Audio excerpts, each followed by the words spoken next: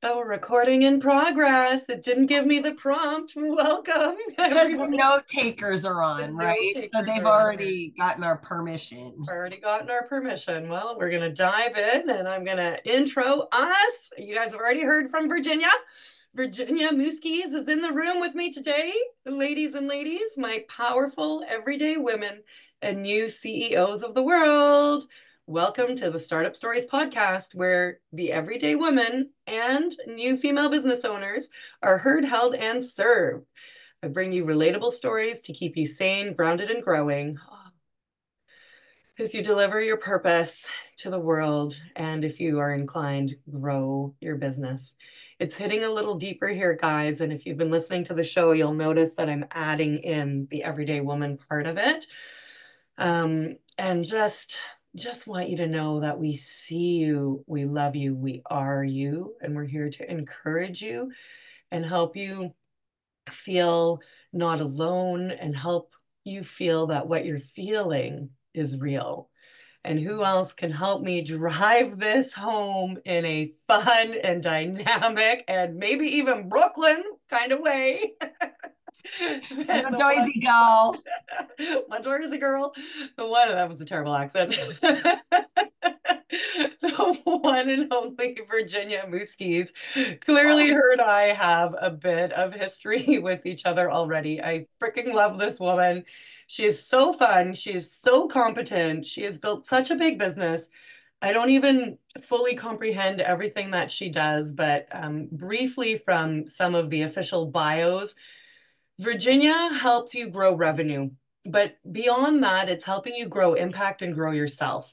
And she makes it easy. So there's nothing complicated. There's nothing that requires a master's degree. It's cut to the chase. Here's what works. Let's do it. She is an incredibly mind-blowing referral marketing strategist. She knows everybody who knows everybody. She's a speaker, a podcast host. She hosts six-figure success summits. She's an Ohana leader, which is the Hawaiian word for family. She's a napkin plan creator, which you know, real genius comes from the cocktail napkin. Virginia, were there some last night? Um, There were. There were. I was with a fellow napkin planner, so we were oh on boy. it. Fire. I mean, I could go on for days, but let's just let her tell her own story and really show you who she is by just coming on and getting this whole thing going. So, welcome, Virginia. It's so great to see you again. Oh, it's good to see you again, too. Podcasting is my favorite medium, Mia. And I was just thinking today, I have a coach, his name is Jamie Atkinson. And from time to time, when I get discouraged, I'm like, Jamie, I'm so discouraged. And I'm going Mhm. to quit. And like, I've been doing this for 30 years. So we all know I'm not Yeah. going to quit, right? Like, it Yeah. just, that's my, I need a little atta girl kind of thing. And his atta girl always sounds like, that's because you're asking stupid questions. Ask a better question, just ask a better question. And I'm like, I really hate you. He's like, well, I don't know why you called me then, right? But the question that I asked myself the other day was, um, how can I get it all done Mhm. from 10 to 4, Mhm. 4 days a week, Mhm. and do nothing but create content and talk to people? Yeah. Like, just talk to people. That's all I want to do. I just Yeah. want to talk to people. And because I find people really fascinating. And it hasn't quite bubbled up for me yet, but my friend Diane and I went out last night, and had a glass of wine and some Italian food, and just got out of the weeds, just elevated ourselves above the daily grind and the mundane, and started formulating really good questions about how we want to live, and then how do we empower ourselves to get there by empowering others to take a role that fits them, because honestly, not everybody is meant to be an entrepreneur. A lot of people would be a lot better served by being an intrapreneur, meaning you have an entrepreneurial mindset, but not the but a higher level of risk aversion than the like super successful, go for it, entrepreneur, full-fledged, entrepreneur. And Mhm. my new quest is really to develop entrepreneurs, because I think the marketplace is dying. We're dying for colleagues that will come in and bring their brilliance and their genius and their entrepreneurial spirit to the table, where they go out, they solve problems, and they worry about the cleaning up the mess of it later, but they get the Yeah. problem solved. And so that was what kind of came up for us last night was, how do we, yeah, we want to create entrepreneurs, but what about intrapreneurs that can have the entrepreneurial experience, grow, have a growth mindset, be given a growth plan, be mentored in business, and then create something. And I just am on the cusp of doing that with someone who came on board with me as my VA, but had a Okay. dream of creating her own agency. And I made her read Blue Ocean Strategy. And then I said, come back to me and tell me where's the blue ocean in the VA industry. And she came Mhm. back with some ideas. I really liked one of them. So we're building one. And Right. so here I have an entrepreneur in my Mm. company, in my world, and she'll continue to be an entrepreneur. I'll be the entrepreneur. I'll put in the money. I'll find the clients. I'll build that infrastructure, and she can just do the part that she loves, right? Yeah. But she's real smart. So that's kind of where my head and heart are at right now. This is just so divine timing and so beautiful, especially as, we're listening, whatever stage we are, it's normalizing a place for every role. And Yeah. that not everybody has to be like a Richard Branson or Princess Diana or, an Oprah. Like we all are fit together in Mhm. our um, personality suited, skill suited, passion suited areas to support one another. And what you're describing sounds to me like this really holistic ecosystem where everything's working together to create a greater whole, and Right. each part is super important. And that to me also takes off a lot of pressure of competing or trying to keep up or over hustling or pursuing a false dream that's being sold to us through whatever we're consuming on the internet. So a big part of the challenge of today that I see as a feminine female entrepreneur, like I don't have a word, some people say fempreneur, but we could go into feminism and all that kind of stuff, but where I really am um challenged, and I think, and this has come up for me again, a lot of things are happening recently. I did a session with Dagmar Fleming, and like now, like things are sort of, there was like an opening there that was really kind of interesting. I Mm, think that it was men who kind of opened up this internet marketing space. When you start looking at who built Infusionsoft, who right. built Webinar Jam, who Mhm. built ClickFunnels, who Right. built the podcasting platforms, like who was in Silicon Valley doing that work? Well, there Mhm. were some women, but it was predominantly a male driven environment. And Mhm. men are naturally driven to produce. It really, their job is to go out and get the raw materials, and our job is to multiply. Yeah. And so the big challenge that we have as women who are exhausted, a lot of us are just exhausted because we're operating in our masculine, Mhm. and trying to compete with the men, which, that came out in the 80s with that, I can fry up the bacon, bring home the bacon, fry it up in a pan, and never let him forget he's a man because I'm a woman, and I'm like, well, if I'm bringing home the bacon, I'm the man. Like, how can I make you feel like a man if I'm doing your job and my job? So there's like a whole lot of, like, just energetically a lot of balance issues there. And Mhm. so I partner with a lot of men. I love men. I think men are awesome. And but my job is to multiply. So entering into any sort of a joint venture partnership, any sort of a strategic alliance partnership, my job is to multiply. You bring it to me, I'll multiply it for you. And that requires a sense of submission to a masculine energy, to the one who brings it, right? And as women, we have trouble with that because there aren't a lot of really, like, men have lost that chivalrous nature. It's been ridiculed out Mm-hmm. of them. Don't open my door. I can open my own darn door. Don't pull my chair. I can pull out my own chair, and so there's this, for me, there's this imbalance. And so where we're running amok, I think, as women entrepreneurs, is we're coming into the coaching space from a place of nurture and multiplication, but we don't, nobody's bringing us a bacon. Mm-hmm. And we're not naturally suited to bring the bacon all the time. And so we we hear this, like, build a 7-figure business, build an 8-figure business, strive, and that, but it's not in our nature. We're not, we can, like, I strive, I have goals, all that.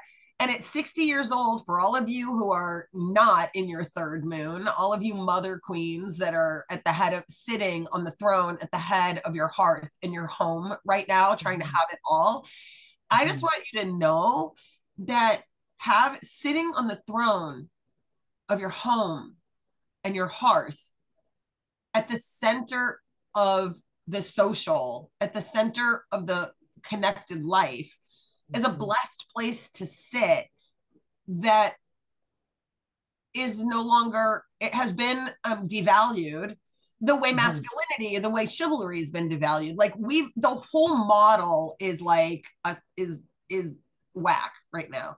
And I said to somebody yesterday, I was like, look, yeah, the promise of my program is I'll help you get to $250,000 in 2 years or less. But if you make 50,000 in 2 years and you're happy, I'm happy too. Yeah. Like, I have to stop thinking like, no, no, no, Mia, if you're in my program, I have to force you to do figures.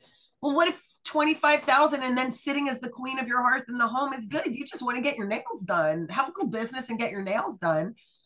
Well, I can help you do that. And I can help you save for retirement. I can help you with whatever that is. Whatever your goal of multiplication is in your life, your business should support that. It shouldn't be chasing the $1 million business, because $1 million businesses have $1 million problems.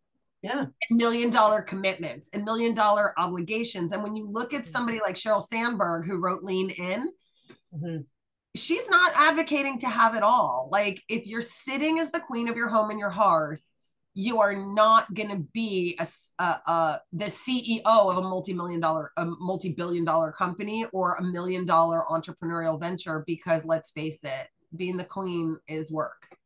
You've already got a full-time job. Yeah. So. Yeah. And if you're looking for passion and purpose, then look for it as it's suited to you. Right. And aligned with the stages of life that you're in is an important lesson too. I was trying to jump over and get to a destination, and I had to work over like the last year to reprogram myself to be where I'm at now, while building something that, has a longer lifespan than this current chapter.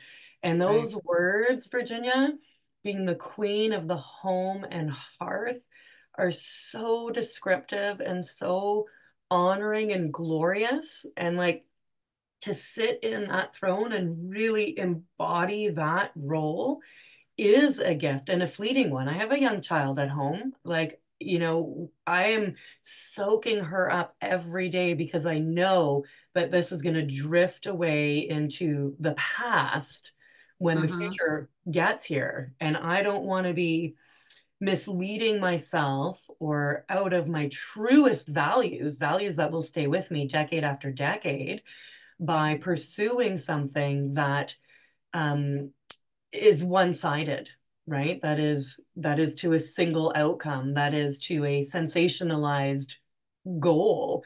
I want to enjoy my whole life the whole time with the experiences that are available. So if we're sitting at home, everyday woman looking for something more, you can start it. You can start to build it and have it go, like you said, to certain income levels. Maybe they progress as time progresses with you, and start to shift over. But this is something that's not talked about in sort of the mainstream about building a business. It's like trying to get to a gold medal your first day out, you know?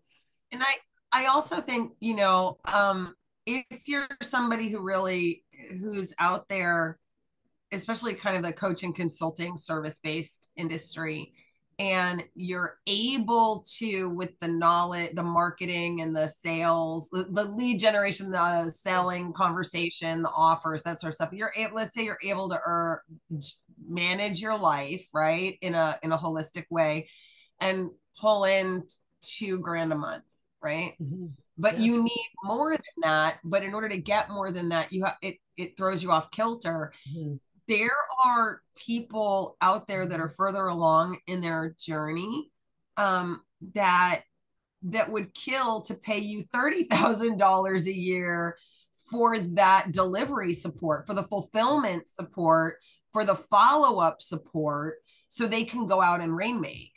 And so Mhm. sometimes just aligning yourself, like right now, I'm aligned with a tremendous rainmaker Mhm. because I mean, I'm a connector, but I've been rehabbing from a really severe illness, and rainmaking is a very masculine energy thing, and I just don't have it. Like all of the initiative, the energy of power and initiative that I've had has really been folded into recovering a body that betrayed me, right? And so going from having strong bones and strong muscles in 17 days to having osteopenia and sarcopenia, which is brittle bones and no muscle tone. And then having to get all that back, that's where all that energy is gone. So then partnering with someone who said, wait a minute, I've got the rainmaker part, but I don't have the fulfillment part.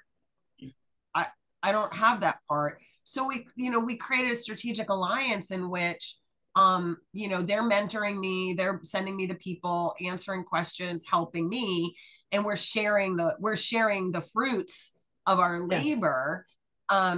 And I'm getting to do the parts that I can relax into, and they're getting to do the parts that they're really good at. And again, power, drive, initiative, a sense of leadership, and really, going out there and doing the thing.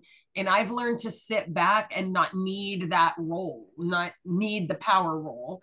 Yeah. Um, and I think that has been a real, um, it's been a gift. It's been a very unique experience. And then coupled with a year and a half of plant medicine work. So I've done plant medicine assisted spiritual therapy, and come to this really soft landing place of, um, I know who I am. Mhm. I'm reparenting all the inner children, and Mhm. really taking a look at, well, what did 7-year-old Virginia learn, and why is she doing that at 60? Like, it makes sense for 7-year-old, but not make sense for 60-year-old. And unwinding all of that, and just getting to a real place of peace. And we Mhm. we can lead from a feminine space, but leadership from this feminine space looks a lot like surrender. Yeah. Of yourself, to the work that you're doing, to the piece of the puzzle that you are, to the supportive team around you, and creating an environment that's not only on your shoulders to maintain. And Right. that's a very different dynamic than the masculine energy of, the be all do all. And the repair in our human collective of rebalancing those energies, because women were like, "Ah!" Right, and take charge, which really displaced men, which shifted, as you were talking about earlier, the whole balance. Here's an opportunity where you beautifully described we sit in our, like, I don't know, genetic, eternal programming of different life forces to Mm-hmm. complement and flow together to get more. Like, if land doesn't hold the ocean, ocean is nothing, right? when they work together, there's provision and there's abundance and there's more available for the multiplication to happen. Exactly. Yeah. So that's a huge concept. And how do we start to look for ways to be curious about what we're holding on to that's sort of too far into one paradigm in our day to day, and start that surrender process, which, you've alluded to, takes time. It does. And there's so many aspects to surrender. So just take this one, for example. How many items do you have in your closet that you're waiting to get back to your pre-baby weight to wear? Right? Or as I've moved forward in my age, I remember being 45 and looking at women who are 60 and saying, I'm never letting myself go. Well, I'm not letting myself go, but myself is going. You can age well, but you still age. myself, myself is just going, okay, Yeah. like it's just going. Well, as my grandson said, I said, why does the water go down? And he says, well, because there's a slope. And I said, but why does the water go down a slope? And he goes, well, gravity. Right. So I'm like, well, why are they sloping down? Well, gravity. Gravity. So so there's just a lot of things that, you say at some point, like, never will I ever. And you Mhm. find out that you don't get a choice. And Mhm. so there's some things you do get a choice about, right? I find it really, really fascinating that I can go to the gym and I can Mhm. work out the way I worked out my whole life and stay the same. But if I miss 3 weeks, I go backwards. But that was Mhm. never the case in Mhm. my 30s. Like if I in my Yeah. 30s, if I took a month off, I just stayed the same. Well, now if I take a month off, it's like I rolled down the hill and I have to climb back up it. So, Right. things shift, things change, and they're out of your control. And all you Mhm. can do is control yourself and what you can control. So you can look at, how well are you accepting your body and taking responsibility for saying my body is the way it is for two reasons. One, my biology, and then also my activity, the way that I nurture. So there's some nature and there's some nurture. We activate our nature with our nurture. And so where am I not nurturing my body? Where am I not nurturing my mind? Where am I not nurturing my soul? And one of the things that I've had to remember that I did not do when I was younger, Mia, Mhm. was my motto now is body, mind, spirit, business. Yeah. So every day that means wake up, and what does a body need? It needs oxygen, it needs water, it needs exercise, it needs nutrition, Mhm. right? My friend calls it ownership: oxygen, water, nourishment, exercise, and rest. Yeah. Okay. So I woke up, so I took care of the rest. Now I got to do the other parts, and that comes first. Then I have to think about my spirit. Okay, how am I connected to source right now? I went to sleep. So when I went to sleep, I unplugged, right? So now I Mhm. have to plug back in. Then I Mhm. need to refresh my mind, because my mind is going to be filled with negative thoughts, particularly if you're an anxious person. You've Mhm. got you're having cortisol dumps and all kinds of weird biological things that are happening while you're sleeping. And so, you've got to spark your brain. So what do I do in the morning? Well, in the morning, I pray, I meditate, I read something spiritual. I Mhm. pull oracle cards and I journal, and then I read something intellectual, something that gets my mind focused. So, you're taking care of all of that. Yeah. And then you've got to, then once all of that's in place, you can start delivering to others. You can start delivering to your family. You can start delivering to your business. You can start delivering to, your volunteer work, whatever Mhm. it is that that you are multiplying, whether you're Yeah. multiplying by raising effective adults, which is multiplying effective adults in humanity, right? Or you're That is such multiplying a things. great term for parenting too, by the way. Listen, Effective adults. Yeah, that is a completely different spin and an important one on what we're doing in our house. Yeah, I, 100%. Go on. I This is saw a TikTok. I inspiring. saw a TikTok that I thought was really interesting. Um, that it came from a Bible verse, and I can't remember the Bible verse, but the thing about the Bible, the verse was something like, "Blessed is he who finds a wife," and the pastor is saying, he didn't say, "Blessed is a man who finds a woman, marries her, and makes her a wife." He said, "Blessed is a man who finds a wife. Blessed is a man who finds a wife." That means found a wife and then took her as his. But he found the wife. He found that. So I was listening to that TikTok and having a conversation with my daughter, who is, she's 27. She's a single mom of a 7-year-old boy. And we were having that conversation, and she looks at me and she goes, "Precisely. I'm a single mother, and I'm responsible for raising a man that doesn't create single mothers. I'm creating a husband. I'm creating a man. I'm creating someone who takes initiative and takes out the trash. I'm creating someone that exercises power and selflessness. This is what I'm creating in this person, because I didn't choose that person I didn't choose that person. She didn't marry this person, She's like, I didn't choose that. But now I got to raise that. And I did raise my girls to be wives. I raised them to be able to surrender and to trust, but I also raised them as to have discernment. So one of the things that's also, and I'm pulling from the Judeo-Christian tradition on this, right? But it shows up in lots of traditions.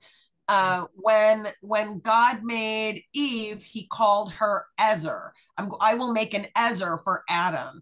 The word Ezer is used like 14 or 16 times in the Bible. Twice it refers to Eve. 14 times it refers to God's relationship to Israel. God says to the Israelites, "I am Ezer. I will be your Ezer." And it translates as suitable helper, but what it really means is a wingman. It means, like, so if you're a pilot, you're a fighter pilot in the Air Force, and I live by an Air Force base, right? You're flying point, and you have a field of vision, and it's a limited field of vision. What are your wingmen supposed to do? They are supposed to complete your field of vision. So when a fighter pilot is checking in with his wingman when they're about to engage, right? The wingman say, "Got your six." And what that means is, I see behind you. I know what's going on behind you. I know 6 o'clock. You see noon. You see square 12 o'clock, right? And you might be able to see 2 o'clock and 10 o'clock, but I got your six, which means I've got that space behind you. And that is who we are as women, right? Yeah. It doesn't mean you lie down and just, "Woman, get me a beer," right? You don't lie down and take it. You have more information. You have more information than the leader when you're the follower. You see what's behind the leader. You can see what's around the leader, but the leader has to focus forward. Yeah. So I think, and trust the back end to fill in and bring up the rear. Right. And that, like, covered in goosebumps. But when you talk about surrender and you put it in that context, it really places you in your divine purpose roles and allows you to see with greater clarity. We're not in a competition. We're in a complement to complete, the circle shape together, the two pieces to make the whole. That is very well illustrated and described. And if we can stop trying to so-called keep up and run and hustle and prove. F, are you Mm-hmm. proving to? For what? Mm-hmm. Be what you're meant to be. That's the ultimate surrender. That's the ultimate gift. That's where the returns will multiply beyond your wildest dreams because you're not forcing anything. You're being in your natural and perfect place and playing that role that is necessary. If there's nobody behind the leader, he or she is not a leader.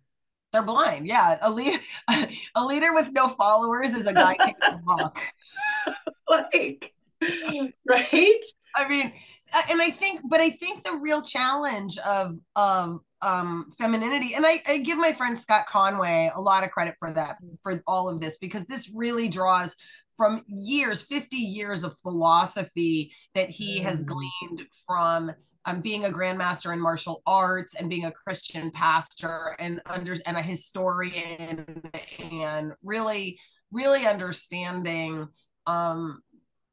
Eastern philosophy, and he's got this really holistic way of looking at things. And I think that when it comes to business, um, we can go ahead and be the leader, but keep this in mind. If you're the leader and you're out there on your own, that means you're walking around in circles. You're like, yeah. you have to constantly be circling your head to watch the clock. The Mhm. easiest way to be a leader is to stick to your 120-degree vision and understand that you need people behind you taking care of 240 degrees of insight. And Yeah. when you're able to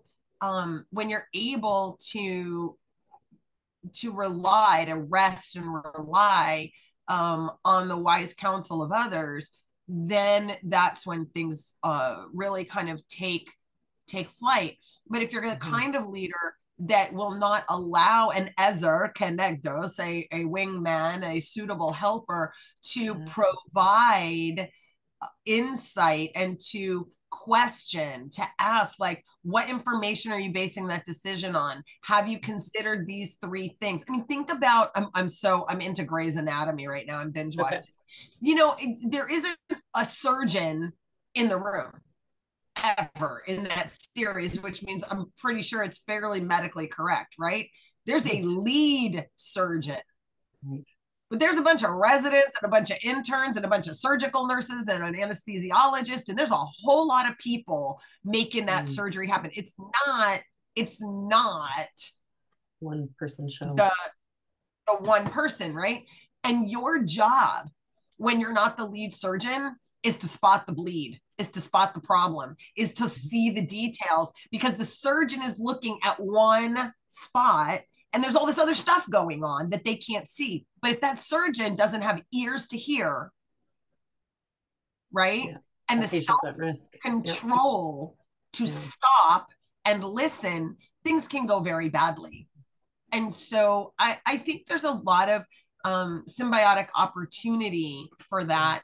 But kind of back to the model, I just think we've been um, it's not that we've been sold. It's like, it's what we see. We see the masculine model. The masculine model builds, the masculine model creates Mhm. and generates. It's a generative model. Our job is to multiply. And so it we forget, like, that we have a different model. We have a different way. It's not better or worse. Wrong or It better. Yeah. Yeah, it's just It's we just have also necessary we have a for. different way, and we women work better as a collective. And so I believe, like, if you're building your business, that you really need to be in a collective community of people, and that you need to surround yourself with those people who are lending their strengths to you when you need them, and then you need to be lending your strengths to them as Yeah. well. And that is how women across time have worked. We have raised our children in community. We have cooked our meals and cleaned our houses and spent Yeah. time in the red tent. And Yeah. that is what we have always done. And I believe that business for women should Mhm. be a much more community based, collaborative based uh, opportunity and process. Yeah. Yeah. Again, where you take the pressure off yourself and you're contributing to something that somebody else is also contributing for mutual benefit. And Mm-hmm. that is where the multiplication happens, Yeah. right? Like the beautiful fable of stone soup. Are you familiar with the story, right? So story time, listeners, real quick. There's a, what was he called? Sort of like He's a a traveler, pilgrim. He's a pilgrim, pilgrim. pilgrim. Yeah. The one storybook has a fun word for it. Anyway, I and heard so old man. An old man entered a village. an old man came to a village and he was hungry and he was asking individuals if they had anything to spare and they said no. And then he came up with an idea to collect the different bits and put them together. So he found a Mm-hmm. stone and went around and said, "Do you have a pot?" "Yes." "Well, I'm making stone soup. Can we use your pot?" "Yes."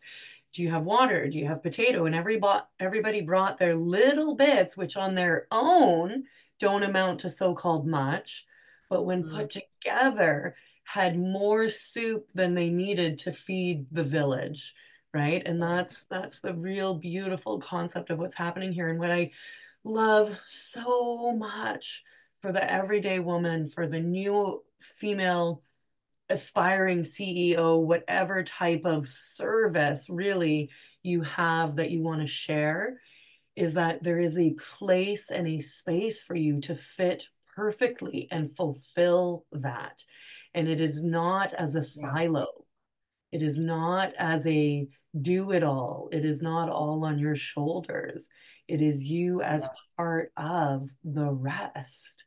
And that is a beautiful surrender. And that is a beautiful release to do Mm-hmm. it without feeling constricted or, again, pressurized or any of that is from a place of beingness, a place Yeah. of contributing. There's also, the caveat to that is when you get into the marketplace to keep in mind that the marketplace is commerce, and commerce is a masculine energy. It's about initiative and trade, and it's political in nature. And so we do have to be able, it's not that women don't have that, it's that we need to use it one third, two thirds, right? So we Mhm. still need it. We just not need to not be three quarters, one quarter, or 90% in our masculine and 10% in our feminine. One of the really important things when you are figuring out a business, if I might, there are like 6 essential things to do as a woman, I think, that will make all the difference in being as successful as you want to be, and Mhm. as you have time and energy for. The Mhm. first one is really defining your tribe. So, as women, if you live in a subdivision, you well know that when the kids are all out on their street, some mom's watching all the kids, Right. right? Somebody's watching all the kids, but not really. See, some mom has all the little itty bitties that don't belong on the street. Some mom is watching the elementary school kids. Mhm. Nobody's watching the middle schoolers, but we should. And the teenagers are doing their own thing, and somebody's out there discovering what all the crazy teenagers. I was the one that discovered what all the crazy teenagers were doing and saying, "Let me just tell you how this is gonna play out. Like, you can keep doing it if you want to, but it's Yeah. gonna get ugly." you know and so each one of those sets of children need different skill sets. So Mhm. I have a particularly good skill set for teenagers. I'm not real good with the toddler thing. Like, you can keep them until they're 15 and smelly and they need deodorant. Like, that's my jam. Uh-huh. But not as good at the other places. But that's because some mothers are really good at that. So you Mhm. got to define your tribe. And Seth Godin says it helps if you're one of them, right? It helps if you've been there, done that, if you're part of that. So when you're looking at marketing, you want to define that sector that they look at you and say, "I want to be you. Like, I'm who you used to be, and I want to be who you are now. That's your tribe. And when you can build a tribe and you are vulnerable and you are open in your femininity and saying, this is who I used to be, and this is how I used to struggle. And through years of trials and years of tribulation and many attempts and many, many failures, I've consolidated all that experience into a pathway that can get you there a little faster, because that's what we do as mothers. How do we teach our children? We teach them, we let them struggle so they learn some resilience, but we can show them an easier way, and then they can work to master those easier ways, right? Then you've got to really understand how to become a trusted voice. And the way you become a trusted voice is that you are able to mirror back to people exactly what they say. So if I'm a chiropractor, I'm not going to talk about how I can fix your subluxations. I'm going to talk about how you're going to be able to carry your grandbaby. I'm going to talk about how you're going to be able to move through the world pain-free. I'm going to talk about the things that you want to accomplish. If I'm a financial advisor, I'm going to tell you that you're going to be able to leave a legacy to those grandchildren. And people who don't give a rat's tail about a legacy for their children won't be your client, and that's okay. Right? Because you want people that have your values, your vision, your mission, that they share that with you because they're pleasurable to work with and they build community very quickly. Then you want to look at, and you want to build your team. You want to say, like, okay, who does business with them in ways that I don't? So if I'm a financial advisor, maybe I want to bring an accountant into my world and create a friendship and a relationship with that accountant so that I can do the financial planning for their clients and they can do the accounting for my clients. Maybe I need an estate planning attorney and I can do the retirement planning, and the estate attorney can put that all in a trust, right? So you start thinking about who's that team. But when you're looking at your team, not every attorney, not every accountant. I want attorneys and accountants who share my vision, share my mission, share my values, are aligned with me, and have resources, networks, and knowledge that strengthen me in areas where I don't feel quite as adept, or where I don't quite have that level of mastery. Because we cannot be all of it. John Maxwell says, if you're a 2 or a 3, buy it or borrow it, because you're not getting more than a 5, and nobody pays for mediocre. No man ever said, hey, honey, let's go out and have a mediocre dinner, watch a mediocre movie, and go home and make some mediocre whoopee. It never happened. It never will. No one will buy that. So you've got to figure out, where are you an 8, and make your 8 a 10, and then surround yourself with a team of people who have your ideal client in front of them all the time and have the resources, knowledge, and networks that they can add to your ohana, to your community, that make it stronger. Then you've got to figure out, once you've gotten all that, you need to figure out, what tools do I give this people so they can speak knowledgeably about me? Do I need an introduction email? Do I need a marketing one sheet? Do I have a website? Is it a podcast? Where am I sending people to? What do I want those team members to do on my behalf? What questions should they ask? What statements should they make? And I'm going to use those tools to train those people, and I'm going to track the results that we get. And so together, we're going to work in tandem to create something that's stone soup, way bigger, way more profitable, way more contributive, and way more transformational than we could do just by ourselves. And that is the process by which we can build a business of substance that doesn't burn us out, because we are operating one third planning, goal setting, direction, right? We're 1/3 there, but the rest of it it's about community and the grocery list and right, you're running your community like you run your household. And when you bring that to the table, it's just not so damn hard. That's right. Yeah. Beautifully described, Virginia. You're like on fire today. I know. So I'm so activated. happy.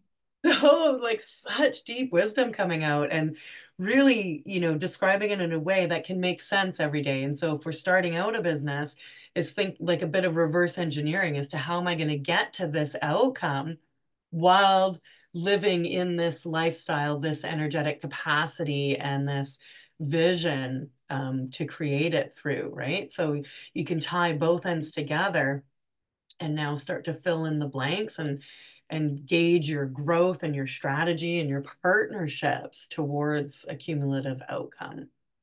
Yeah. And I don't know how much more time we have, but I have one more thing I want to share because Bring it. it just my friend Scott and I were at an event in Vegas, and um oftentimes he'll talk about like the land of infinite money, like if there's just money everywhere. And I said, well, what would you use the money for? Like if you live in the land of infinite money, what would you use? What would you do with it? And he's like, oh, I would do like all these luxury, like I would surround myself with beauty and elegance and luxury. And I'm like, we can do that without the land of infinite money. And he said, oh, you know what, you're right, we were walking through the Bellagio, and I just said, just stop. Right. We are standing in the lobby of the Bellagio. And if you've ever been there, there is a ceiling with Chihuly glass, like this beautiful, exquisite artwork. There's artwork everywhere. There's this conservatory where they build this beautiful display from flowers and stones and natural materials. And I said, Oh, do you see that on the cheap, we got ourselves to Vegas? He drove, yeah. I got a cheapo flight. We had some points and Sure. like we just like, it was pretty much, we got our butts there for nothing, got in a condo and like cooking ramen, so we got Yeah. there on the cheapo, but we're standing in the midst of luxury. And I said, see, we don't really need infinite money, we need to know what it's for, and then we can just manifest it and see it everywhere it is.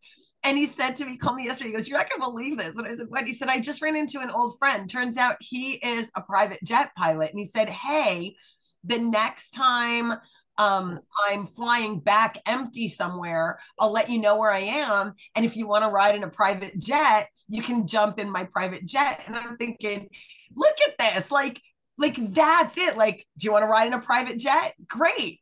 Like Yeah. that's luxury. That's pretty cool. And I've got a friend who flies a helicopter. He's like, I'll totally take you up in a helicopter. So there's so many experiences that we can have, but we get very myopically Mhm. focused on, I got to make the money so I can have the thing. What if you could just have the thing? Mhm. What Yeah. if you could just have how about not even have the thing? What if you could just have the Experience. experience Yeah. of the thing? What Which if is the thing, right? Because owning a helicopter is a whole other set of logistics. Like you said, $1 million business, $1 million problems, right? But having access to a helicopter is leverage and in return, opportunity. And then it gets passed around and again creates a much more robust and, like you were alluding to, sustainable, ongoing adventure that isn't, again, all on your own back. and every experience you have, I saw this the other day. It was somebody talking about the fact that everything you buy will get sold in an estate sale or thrown in the trash can. Right? Everything you experience will run through your mind until your last breath. And so it is your experiences that you are going to that are going to duplicate. So every time you think of an experience that you had, you can have it again, right? I will forever be in awe of my 7-year-old grandson playing in a fountain, making a mess of water, and me saying, why is that water going downhill? Because there's a slope. So what? Well, gravity. That moment, I was like, God, he's so smart. And I Yes. was so, God, he's so smart. He's so great. Like that afternoon that I spent with him will forever be etched in my heart. And it cost me a membership at our botanical garden and $5 of fish food. Like it was, but it was a wonderful, luxurious expense. So when you're thinking about building your business, if you want to get to a multi 6-figure business, great. if you're but if you're struggling, how about if you just step back and say, well, what might be a next step that would allow me to experience a thing that I'm looking to experience? And do I really need money to do that? Maybe I need community to do that. Maybe someone has that they'd be willing to give me because they got so much of it, they don't need it. Yeah. And it would be an honor for them to see that being put to good use. You just don't know. And there's so much abundance out there. And when we're focused on gotta make $1 million, gotta have a 7-figure business, gotta have a 7-figure business, gotta have a 6-figure business, I gotta do that, and then I'll matter. Trust me when I tell you, I've had 6 figures, I've had 7 figures, I've lost 6 figures, I've lost 7 figures. You know what? None of it made me any happier. Yeah. And none of it took anything away from me. In fact, my losses, I think, are pretty much cooler than any gain that I've ever made. So, it's not worth the chase. It's not worth the chase. This is an act of art. It's an act of creation. It's what we do. It's an act of gestation and an act of creation. So, you can pursue it if that's what you want to create. But if you're creating it because you want some elusive experience or some elusive feeling or some elusive external validation, you're going to get there and it's just not going to be all that good. It's like looking at a yummy cheesecake, but they forgot to put the sugar. So you look at it and you're like, oh, that looks so good. And then you taste it and you're like, Yeah. Yeah. Well said. It looks great, but it don't taste like that, you guys. It just doesn't all the time. If you're looking at the wrong thing, it doesn't taste good. Yeah.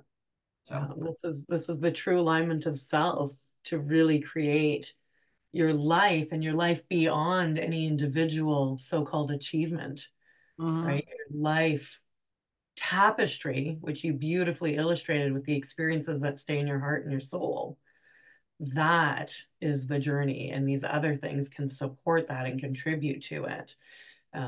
But on your last breath, you're not going to be like, oh yeah, $1 million business. You're going to think about the impact, the legacy. Glad I have all these credit cards. Yeah. So glad I drove that car, whatever. Where do we find you? Where do we follow you? Where do we stay hooked on this juice, baby? I'm always on LinkedIn. So my goal really is to build my LinkedIn empire. I find Facebook to be just a little too divisive right now. It's not a place that I hang out. So you can connect with me on LinkedIn. I guess that'll be in the show notes. But it's Virginia Muzquiz. And if you'd like to get a little more information about those 6 elements that I talked about, the tribe and the trusted advisor status and all that, you can go to masterconnectors.com/blueprint and download my business by referral blueprint. And once you do that, you'll get a couple of emails that will tell you all the other ways that you can connect and engage in our community and get the support and the recognition and the aloha spirit that you deserve. Yeah, you bet. Yeah, and I mean, being in your vortex, once you get on that ride, there's no getting off, and it's amazing, and I love it, and I'm thrilled to be part of all of that. So thanks for this incredibly wise and, very real conversation of encouragement and like possibility, like how real it is, how right in front of us it is, Virginia. It's been an absolute pleasure. Thanks for having me. Yeah, I appreciate it.